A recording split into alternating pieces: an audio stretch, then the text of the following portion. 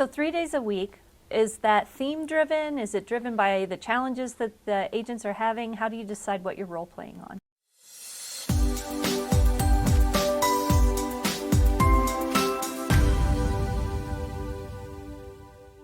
So Monday and Friday, either me or my son run it. My son's our sales manager. We always go through LP Mama. LP Mama, like I hear people say, oh, that doesn't work. It works. It gives you the 6 key points that you need to have a conversation. For the people who don't know what LP Mama is. Location, price, motivation, agent, mortgage, and appointment. So you're going through those 6 key items, and you're just going through making it very conversational. When somebody's calling, hey, I'm calling about 123 Main Street. Okay, great. Well, I looked that property up. Is that an area you're looking in? So that way you're giving them what they want. Okay, it's priced at $350. Is that a price range you're looking in? So give them what they're asking for, but also ask an immediate question. Make sure you focus on tonality. Make sure you smile while you dial. Like all these little things. How important is that? We've all heard that phrase. Yeah, if I talk to you like this versus I talk to you like this and I'm smiling, the projection comes out so much greater. Sure. So, but you see some of the ones that are in there, or they're having a bad day. I'm like, pick up your head. Like, it's amazing what happened. Just smile. Put a mirror in front. Like, we bought small mirrors, so we put them at their desk. Smile while you're tiling, because it'll be so much more efficient for you. And you'll see that return on investment of doing these small things. And it's not the big thing that we're going from here to here. It's just this little bit, that compound effect. Yeah, I think small incremental gains. Mm-hmm. Has that always been a part of who you are, or did you pick that up from somewhere? From working with my dad when I was a kid, he always had great work ethics, and then it was just the hard work. People want to get from A to Z, but they don't want to do the hard work that it takes to get there, right? Sure. They just want more and more of it handed. It's like, all right, hard work pays off, but you've got to put the time in. You've got to work on your craft. With real estate, if you're going to talk to people and you're going to sell houses, you better work on your craft. I think of scripts. Like everything is a script, but if you're repeating it over and over, you just have to make sure that it doesn't sound like a script. You're not reading it from a teleprompter. You're not reading it from a script in front of you. You just have to make it very conversational and make sure it's authentic of who you are. And when you start coming across with really the caring tonality, it's amazing. Like we have a new concierge. Our concierge calls through our database, and I was describing of her to somebody else. And I was like, wait a minute, let me just get her to come here. And I had her come over and talk. And they're like, oh my God, I see what you mean. She's, mid-60s, super sweet lady. It's like, as soon as you start talking to her, you want to hug her. She makes you feel that way. And it's just the way that she comes across makes such that impact on your life. Like nobody's going to hang up on her because she's such a sweet person. So what is her focus? You said calling into the database, but what would the job description for that role look like? So we had about 4,000 past clients that we've sold homes to, not our 30,000 leads that are in Boomtown. These are people that already like us, know us, and trust us, have dealt with us before.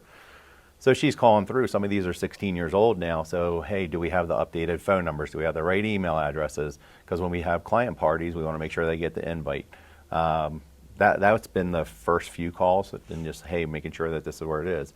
And then our client parties, our Thanksgiving pie event is our biggest one. So we usually have 800 to 1,000 people through the restaurant that night. We do light food and open bar for them, and they come and pick up their Thanksgiving pie. And that's just such a fun event. Okay, so this is a totally different format than maybe what you've heard from somebody else doing Pie Day.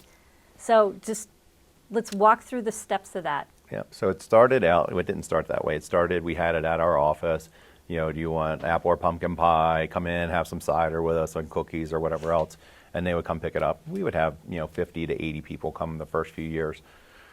And then we did it in a small format of a small restaurant. And we had like a back room of a restaurant. And then it kept growing. We added alcohol. It's like, all right, you guys want to drink?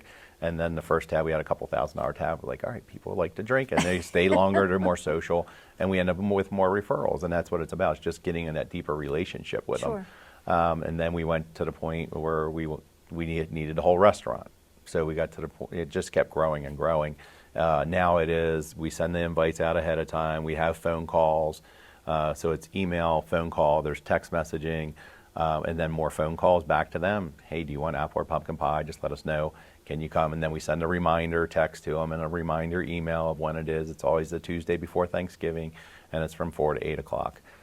So they come in, have a good time, pick up your pie. So there's a check-in table. They're going through.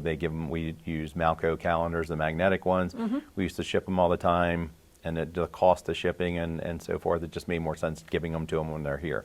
So we'd give them out. They'd come to the restaurant, have food, drinks. Some would stay 15 minutes, and a lot of people would stay 2 to 4 hours. Oh my goodness. So, and it was an expensive event, but it's turned out to, a lot of them say, oh my God, we can't wait for this every year. It's date night, and we get all of their referrals. So if we do a great job for them, but we've got to earn it at the same time. Sure. If we're providing that high level of service all the way through, they want to come to our events. I think of Gary Keller saying you need to build a club around your database, and when you do that, you're gonna win. So we try to make our database a club. We're actually going through and revamping an MVP program where we're going through and offering different levels of the amount of referrals. Like, oh, this person, we have a client, his name's Dick Tracy, and think of an internet lead coming in as Dick Tracy, and his cousin's probably Winnie the Pooh or something, right? Right. So, but we sold, our average market price is just under $400,000.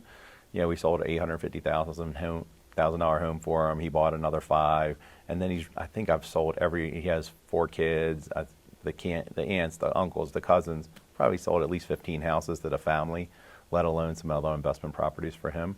But he came in as an internet lead. It's building that relationship all the way through. That's amazing. So he would be that higher level MVP in that club.